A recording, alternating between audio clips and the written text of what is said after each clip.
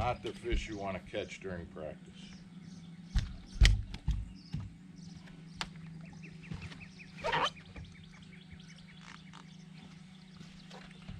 Look at how he swallowed that little mini frog. Welcome back to MFL, everybody. Appreciate you tuning in today on this Friday for our tournament practice recap here on the James River. I'm currently sitting in the shade on our day off. It's hot here in Virginia. I'm here in Williamsburg, Virginia. We've been out practicing for 3 days. Today's our day off and got the boat rigged and ready. All my rods rigged up. I'm ready to go. We start tomorrow. So when we come back, I'm going to tell you a little bit about what I've figured out during practice and what my game plan is starting tomorrow. We'll be back right after this.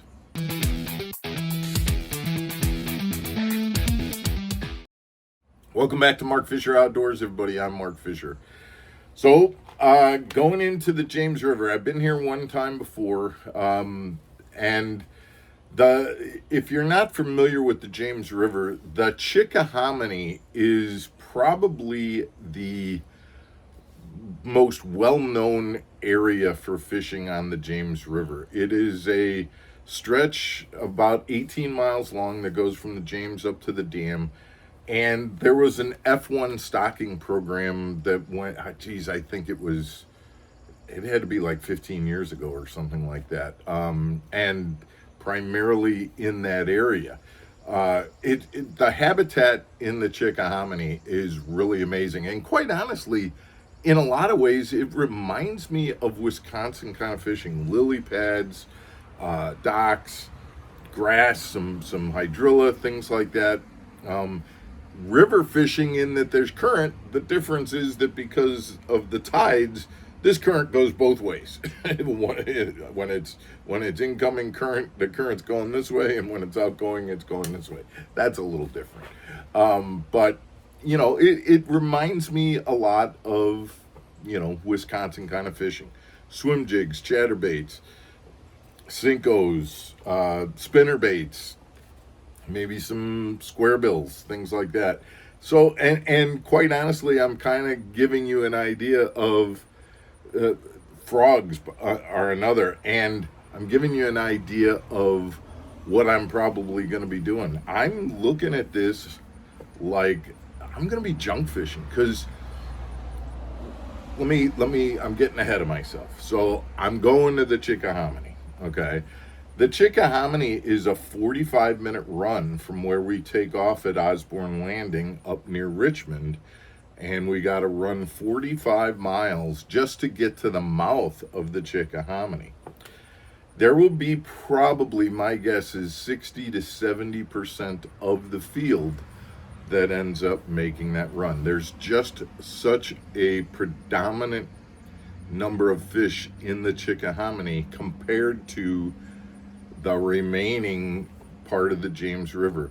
The Appomattox is the next best known area to produce numbers and quality of fish, and so I think there'll be, a smaller percentage of anglers who go much closer to the Appomattox to fish there. But making a long run, so it's going to take a couple hours out of my day just because I'm going to spend an hour running and an hour coming back. But the risk or the gamble is that I should be able to catch fish pretty readily in the Chick. Going back to what I was saying, junk fishing. What I've kind of determined is okay, if I'm starting here and working down a bank, for example, I'm looking at it like there are things that I can fish as I'm moving down. Oh, here's a pier. Okay, I'm gonna fish this particular way near the pier. Now I gotta stretch of lily pads. I'm going to throw a frog in the lily pads. Oh, now I got some grass. I'm going to throw a chatterbait here. Oh, there's a rock edge. I'm going to throw a square bill along that rock edge. And I'm just going to kind of keep doing whatever I think is the right thing as I'm moving down. Oh, now I'm going to jump over here and I'm going to these lily pads, back to the frog. Just, kind of back and forth, doing a lot of different things. The tide is the part that's going to really play a part, and it's the part that's got me nervous, because during practice we were fishing in low tide scenarios, which if you watched our video yesterday, you know that the low tide scenarios is one of the best times to be fishing.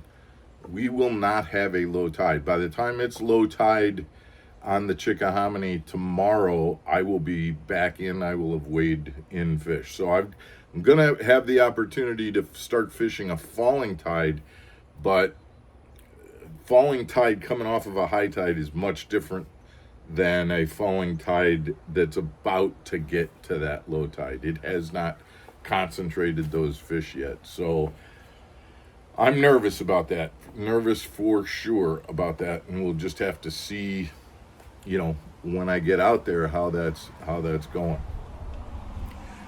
I think I've gone over baits, swim jigs, chatterbaits, spinner baits for moving baits, and a square bill, frogs, poppers on top, buzz bait possibly, and a Cinco, and pitching a jig. Part of the issue is that water's moving, trying to find something that those bass can use as a current break, whether it's rock, whether it's a pier piling, whether it's a cypress tree, or just a big, clump of arrowhead kind of, I call them lily pads, but they're really kind of arrowheads or deer tongue that kind of break up that current. So that's what I'm going to be looking for and trying to, and it's, fishing a lot of targets. My guess is that this tournament's going to need about 13 to 14 pounds a day to cash a check. And the way that usually breaks down is, if you've got 4 fish that are in that 2.5 pound range, and then you caught a kicker, a 4 or 5 pound kicker, something like that, then you're going to be doing okay. If you can catch a couple nice fish along with those 2+ pound fish, then, you're all right there too, because it's just not easy to catch 5 4-pound fish. That just doesn't happen very often. Usually it's 1 or 2, maybe 3 kickers, and that's how you get to your weight. So we'll see how it goes. The last time I was here, I think I had 11.5 pounds. It was just no kickers, just solid, 2.5s and things like that. So we'll see. I've got some footage that I've showed, or that I'm showing. I didn't stick very many fish in practice. That was something that there were a couple that I did. There were a couple, quite honestly, that were kind of bonehead moves on my part. Sticking fish using a frog is just dumb, and I did that once or twice. Not the fish I want to be catching but in practice. I really did not stick too many fish during practice, and so I'm hoping that helps out too. If those fish are in the same places that I found them, we can go back and kind of hit on them pretty hard. So guys, I appreciate you tuning in. I'm not gonna, just a quick reminder, I'm not gonna do a lot. Just sign up for that virtual bass fishing tournament. It starts July 1st. If you have questions about it, go to the video that we put out a week ago on Friday. That video has all the answers about the virtual bass tournament. Go check that out and learn more about it. Guys, we hope you have a great weekend, and we will see you on Monday for another episode of Mark Fisher Outdoors. Take care, everybody.